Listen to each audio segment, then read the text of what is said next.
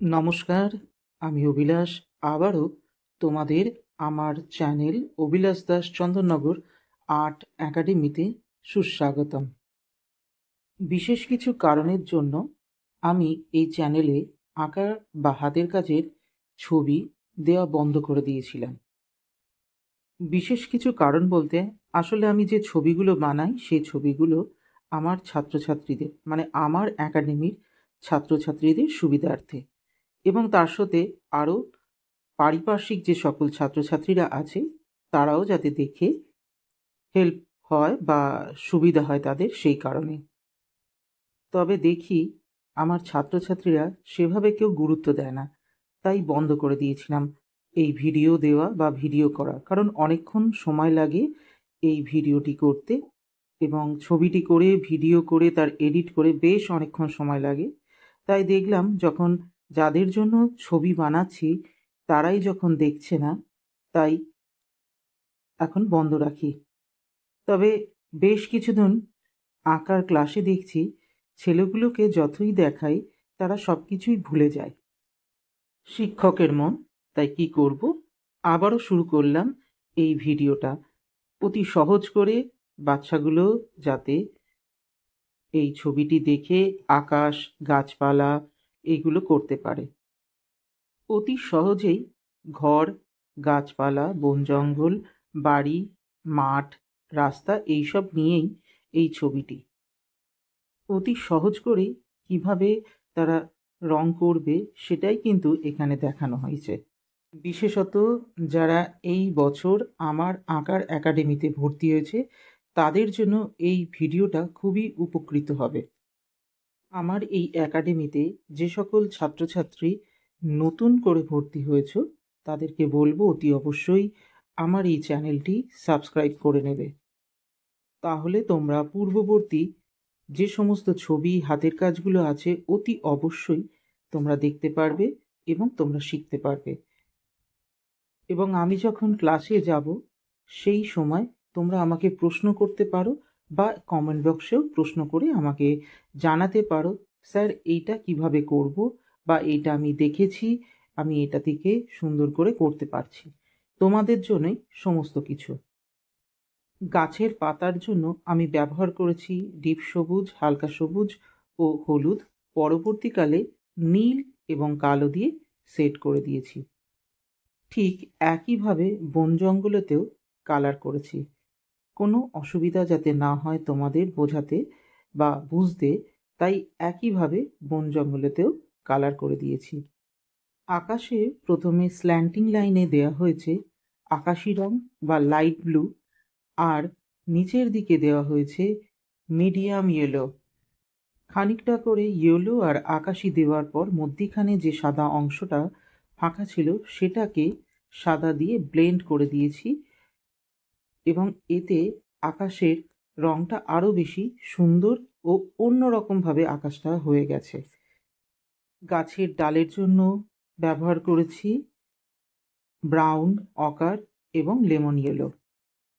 ছবিতে থাকা ছোট গাছটার জন্য ব্যবহার করেছি ব্রাউন, অরেঞ্জ এবং পিচ। পরবর্তীকালে একটু ব্ল্যাক দিয়ে সেট করে দিয়েছি যাতে ছবিটা আরও বেশি সুন্দর হয়ে ওঠে এবং দৃষ্টিনন্দন হয়। ছবি আঁকতে আঁকতে আমার আরেকটা কথা মনে পড়ল, যে সকল বন্ধুরা আমার চ্যানেলে এই ছবিটি দেখছো তাদেরকে বলি, আমার একটা সারা বাংলার আঁকা প্রতিযোগিতা হয়, তার শেষ তারিখ জমা দেওয়ার 1 ডিসেম্বর 2025 সোমবার। তোমরা যদি এই প্রতিযোগিতা সম্পর্কে জানতে চাও অতি অবশ্যই স্ক্রিনে দেওয়া ফোন নাম্বারে ফোন করবে। আমি কিন্তু অতি অবশ্যই তোমাদের সহযোগিতা করব। চন্দননগর আর্ট একাডেমির উদ্যোগে যে প্রতিযোগিতা হচ্ছে এঁকে পাঠানোর, সেই প্রতিযোগিতায় অংশগ্রহণ সকলেই করতে পারে। 4টি বিভাগ আছে, এ, বি, সি, ডি। ডি বিভাগটি সর্বসাধারণের জন্য। আবারও আমার সকল বন্ধুকে বলছি, যারা প্রতিযোগিতায় অংশগ্রহণ করতে চাও অতি অবশ্যই স্ক্রিনে দেওয়া ফোন নাম্বারের সাথে যোগাযোগ করবে এবং বিশদ জানতে বা কোনো কিছু অসুবিধা হলে অতি অবশ্যই ফোন করে জেনে নেবে। তোমাদের সাথে কথা বলতে বলতে আমার বাড়ির চালাটা কমপ্লিট হয়ে গেল। বাড়ির চালায় রেড, অরেঞ্জ এবং ইয়েলো দিয়েছি। বাড়ির দেওয়ালে দিয়েছি ভায়োলেট কালার এবং হোয়াইট দিয়ে একটু মিক্সিং করে দিয়েছি। দরজা জানলায় দিয়েছি ডার্ক ব্রাউন। এবার করছি ঢিবিটা।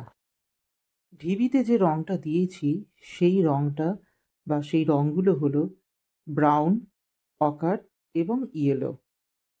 ছবির ভিডিওটি অনেকটাই বড় হয়ে গিয়েছিল, তাই এডিট করে একটু স্পিড দেওয়াতে খুব তাড়াতাড়ি রঙগুলো করা দেখানো হচ্ছে।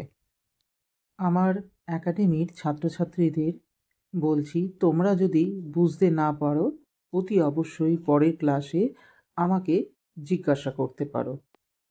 এই সমস্ত ছবি বা হাতের কাজ সবটাই তোমাদের জন্য করা হয়, যাতে তোমরা সুন্দরভাবে ছবিটা দেখে বা রঙটা দেখে রং করতে পারো। রাস্তার রং, বাড়ির রং, বাড়ির চালার রং, বনের রং, যাতে অতি সহজ করেই তোমরা ছবিতে রং করতে পারো।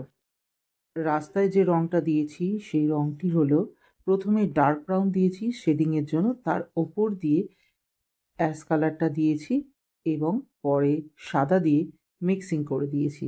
রাস্তাটা একটা অন্যরকম মাত্রা নিয়েছে। ভিডিওটা দেখে তোমাদের যদি ভালো লাগে বা ছবিটা যদি ভালো লাগে অতি অবশ্যই লাইক করবে, কমেন্ট করবে এবং শেয়ার করবে তোমার বন্ধুদের কাছে। আগেই তোমাদের বলেছিলাম গাছের পাতাটাকে সুন্দর করার জন্য ডিপ সবুজ, হালকা সবুজ এবং হলুদ দেওয়া হয়েছিল। পরবর্তীকালে নীল ব্যবহার করছি এবং নীলের পরবর্তীকালে আমি কিন্তু ব্ল্যাক ব্যবহার করব, সেটাও কিন্তু ভিডিওতে আছে। গাছের পাতার নিচের দিকে নীল এবং কালো এই কারণেই দেওয়া হচ্ছে, ওপরে যেহেতু আলো পড়ে সেই জন্য ওপরের দিকটা হালকা হয়, সেই কারণেই হলুদ, এবং নিচের দিকটায় যেহেতু আলো পড়ে না সেই জন্য ব্ল্যাক এবং ব্লু দিয়ে ডার্ক করে দেওয়া হচ্ছে। এবং ছবিতে বিশেষ কিছু জায়গায় আমি ব্ল্যাক ব্যবহার করছি, যেখানে ছায়া হবে বা যেখানে শ্যাডো আছে সেই সমস্ত জায়গায়। আর কালোটা কিন্তু ছবির সমস্ত রং হয়ে যাবার পর সবার শেষে দিতে হয়। কালো রং যেমন ছবিকে সুন্দর করে, ভুলবশত কালো রং কিন্তু ছবিকে অসুন্দর করে তোলে, তাই কালো ছবির শেষে সবসময় ব্যবহার করতে হয়, বিশেষ করে প্যাস্টেল রঙের ক্ষেত্রে। আমি ছবিতে বিশেষ কিছু জায়গায় কালো ব্যবহার করেছি, যেমন গাছের বাঁ সাইডে, বনের নিচের অংশে, বাড়ির চালার নিচের অংশে এবং ঢিবির নিচের অংশে। সেই কারণে মানে কালো রঙটা ব্যবহার করার কারণে ছবিটা কিন্তু আরও বেশি সুন্দর হয়ে উঠেছে, আরও উজ্জ্বল হয়ে উঠেছে।